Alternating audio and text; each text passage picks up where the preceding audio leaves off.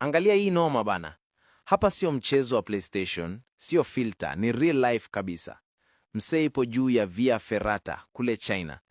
Na hii barabara yake iko ukutani juu ya mlima. Kama uko mbinguni hivi. Unabaki kushikilia tu chuma ndogo ndogo, miguu juu ya mbao na waya, alafu chini kuna kifo tupu. Sasa imagine ukiteleza kidogo.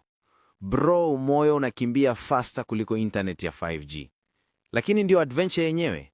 Adrenaline inakupiga, hofu inakusumbua, lakini mwisho wa siku unajisikia kama umewin against gravity. Hii sio kwa watu wa roho nyepesi. Hii ni kwa wale mabazuu wanaosema life ni short, lazima nipige kitu cha unique. Swali ni moja tu. Wewe ungetoboa kupanda huku ama ungebaki unashangilia kutoka chini?